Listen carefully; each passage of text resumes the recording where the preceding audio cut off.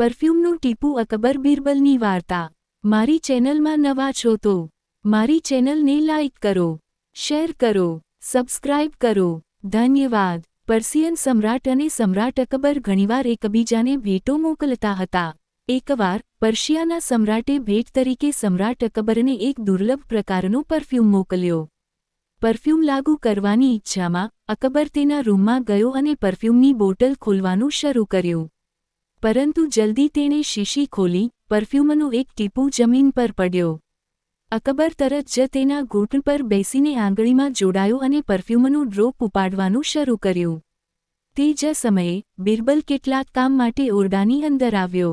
જ્યારે અકબર તેના ઘૂંટણ પર બેઠો હતો ત્યારે તેની સામે બિરબલ મળી આવ્યો. ત્યારે તે ચોંકી ગયો. તે સ્થિતિમાં અકબરને જોઈને બિરબલે તેના મોંમાંથી કંઈ કહ્યું નહીં, પરંતુ તેની આંખો હસી રહી હતી. અકબરને ખૂબ જ શરમજનક લાગ્યું. ભારતનો રાજા પરફ્યુમના ટીપા માટે ઘૂંટણ પર આવ્યો હતો. આ શરમજનક હતી.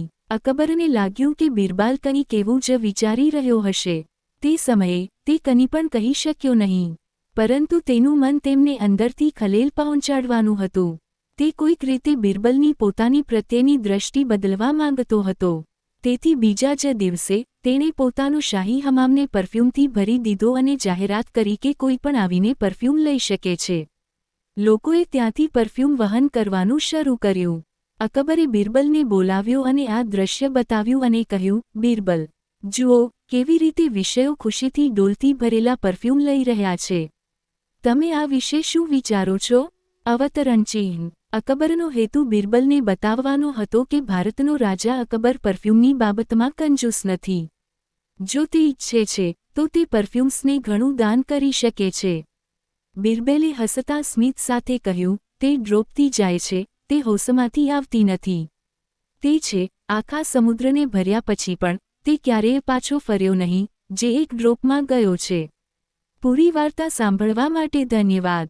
બિરબલે આ વાક્યની મદદથી કહ્યું હતું કે અકબરના પરફ્યુમની કુદરતી કંજૂસ વલણને કારણે આ સન્માન ચાલ્યું છે. હવે તે આખા સમુદ્રને ભર્યા પછી પણ પાછા આવી શકશે નહીં. બોધ. માણસનું પાત્ર તેની કુદરતી વૃત્તિ દ્વારા નક્કી કરવામાં આવે છે, ડોળ કરીને નહીં. સ્વાભાવિક રીતે દરેક ક્રિયા પ્રતિક્રિયા માણસની વાસ્તવિક પ્રકૃતિ બતાવે છે. પૂરી વાર્તા સાંભળવા માટે ધન્યવાદ.